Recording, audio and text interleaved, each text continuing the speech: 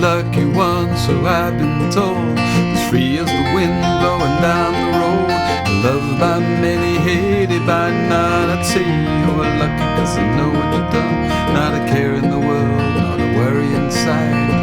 Everything's gonna be alright 'cause you're the lucky one. It's a very straightforward song from Alison, Krauss and Union Station. Just a few chords. We're playing as if in the key of G. It's actually written in B flat, but with a capo on the 3rd fret. We can play as if we're in the key of G. I guess you could play this with a capo on the 1st fret as if you were in A, but this suits me better. We'll look at the finger picking straight away. I'm not going to go into massive detail, but I recently did a video on another Alison Krauss song, Every Time You Say Goodbye, and there I've taken quite a deep dive into some of the options we have for Travis picking. Essentially, I'm going to do this pretty much throughout. And my thumb, this is on a chord of G, is going to move between the 6th string and the 4th string every beat. 1, 2, 3, 4. That's the basic idea. And in between, I'm going to pick the 2nd string with my 2nd finger and the 3rd string with my 1st finger. So having played the 6th string with the thumb, I pick the 2nd string with the 2nd finger, then I come up to the 4th string with my thumb, and then pick the 3rd string with my 1st finger.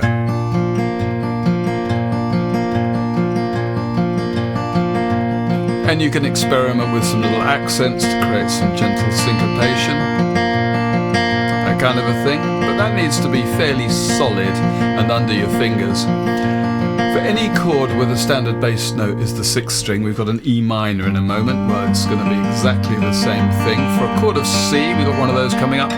The thumb's going to start on the 5th string. In the chorus we've got an A minor 7, for instance. But D only uses the top 4 strings. It's not ideal, especially with the cap up here on the 3rd fret. It all sound a little bit bright, but I'm just going to move the whole thing, the whole operation up to the top 4 strings. So my thumb is now moving between the 4th and 3rd strings, and my picking fingers are up on the top 2 strings. I mean, you could play maybe like a D over F sharp, just to keep everything down on the lower strings. It sounds a bit smoother, a bit warmer. But I'm probably just going to do this, cut my losses and move everything up to the top 4 strings. Okay, so that's the basics of the picking, and I'm going to do that pretty much throughout. We have an intro, which is 8 bars. We have a verse, which is similar, but slightly different. Also 8 bars. I guess we get 4 or 5 of those. There's an instrumental that's based on the form of the verse. And then we get a chorus.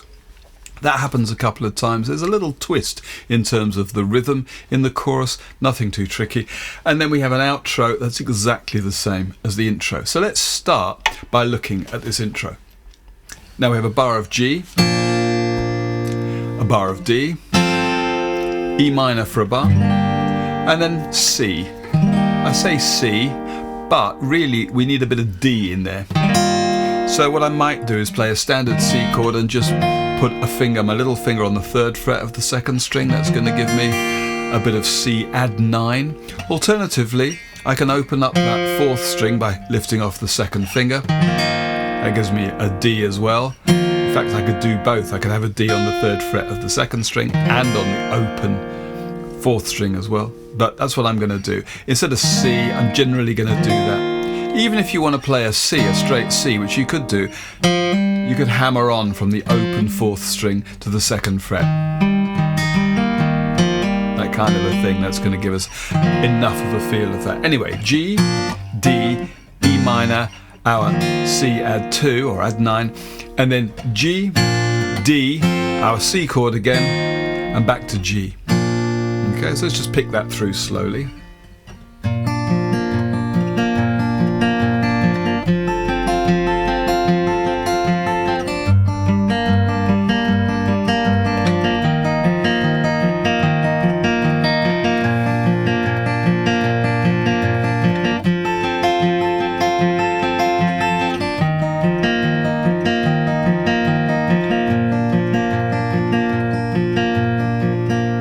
Okay, that's the intro done. It's important not to be too rigid with this picking, too insistent, so just let some little accents come out there and give it a bit of flow. The intro, as I say, is exactly the same as the outro, so let's move on to the verse. Okay, more of the same here, just in a slightly different order, I guess. We get G. You're the lucky one, so I've been told. D again. As free as the wind blowing down the road. Back to G. Loved by many, hated by none. And here's the C chord. Say you were lucky cause I know what you done. Just before we move on to the second half of the verse, that third bar of G. In the fourth verse, and certainly in the instrumental where there's a guitar picking, you can hear there's a little bit of G7. Now I say a little bit, it's kind of subtle is what I mean. I could bash out a G7 chord, but since when I'm picking I'm probably not going to touch that top string unless I really have to, like for a D chord, then that note I'm just not going to hear that. So I'm going to put the F, which is the 7th of G, right here, 3rd fret of the 4th string. It's a bit warmer, a bit more subtle, and I'm sure of hitting that if I'm doing my standard picking. So just the first 4 bars again, and this time I'll introduce that note there. You're the lucky one, so I've been told. Free as the wind blowing down the road. Loved by many, hated by none. I'd say you were lucky cause I know what you've done. Not a care, back to G. Worry inside D. Everything's gonna be alright cause you're the lucky one. There's the C, back to G.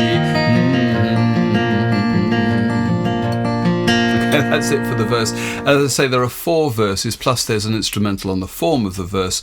So now we can move on to the chorus, and then we're done.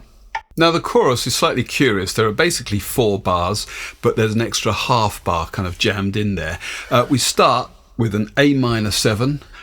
Well, you're blessed, I guess, by never knowing which road you're choosing. To you the next best thing to playing. And so that's A minor 7 for a bar, D for a bar, A minor 7 for another bar, and now we get a bar with just 2 beats, and I'm going to play a single beat of D, and for now at least I'm going to play a single beat of B7 before moving on to a whole proper 4-beat bar of E minor, so the whole of the chorus.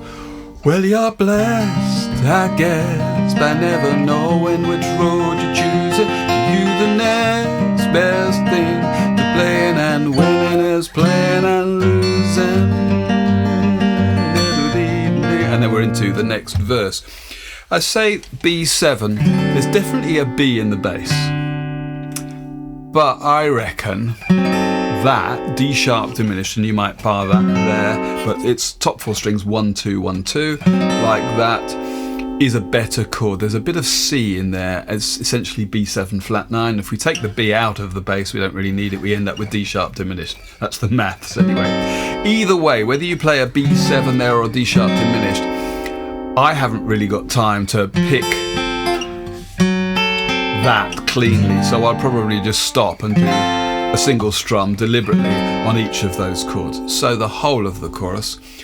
Well, you're blessed, I guess, by never knowing which road you're choosing. To you the next best thing to playing and winning is playing and losing. Okay, so that's the chorus. We've done the verse, we've also done the intro. The intro and the outro are the same, so that's pretty much everything.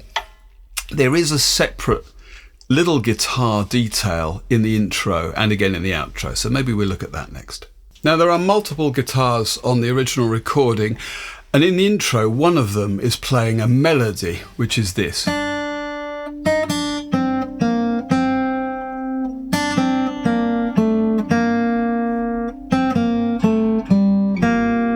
kind of a thing.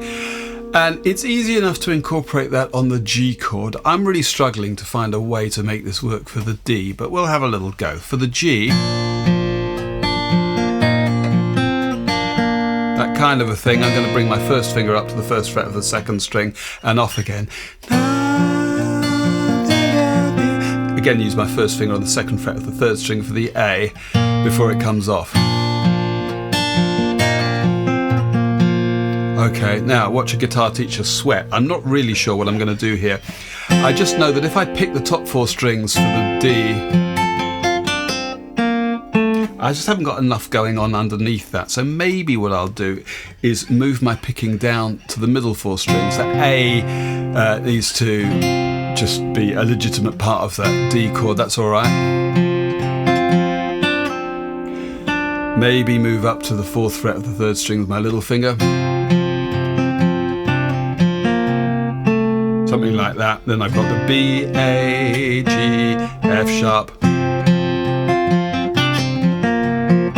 That works, okay. E minor, that's easier. What I'm going to do here, I've got my 2nd and 3rd fingers playing the E minor chord. I'm going to use my little finger on the 2nd fret of the 3rd string. And for the F sharp, I'm just going to slide a finger up there. Sue me. That kind of a thing. I mean, it's a lot to ask to get all this together, and then it repeats.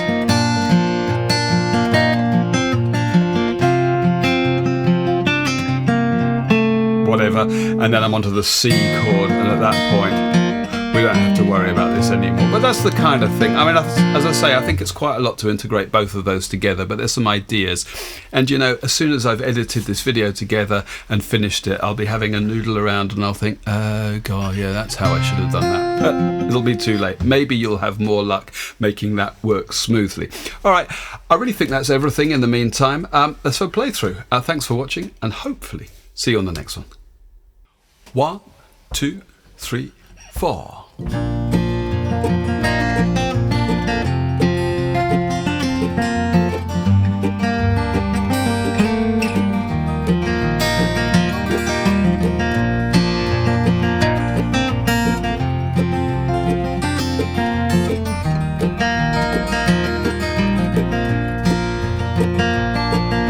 the lucky one, so I've been told.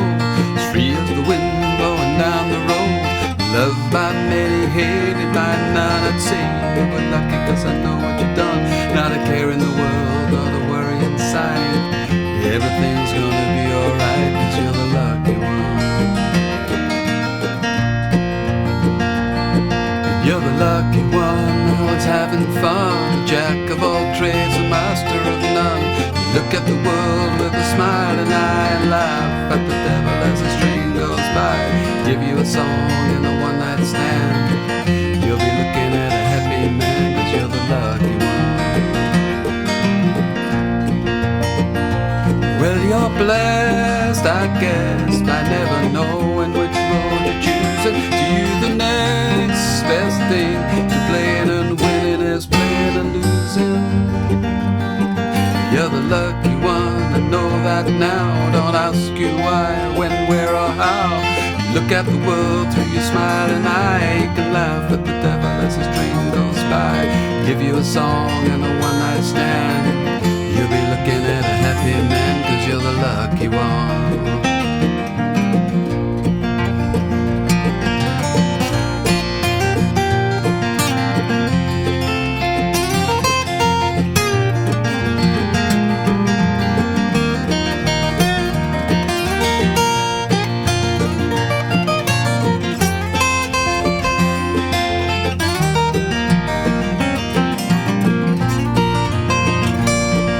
Blessed, I guess, by never knowing which road you're choosing. To you the next best thing to playing and winning is playing and losing. But you're the lucky one, I know that now. Don't ask you why, when, where or how. No matter where you're at, it's where you'll be. You can bet your love won't fall.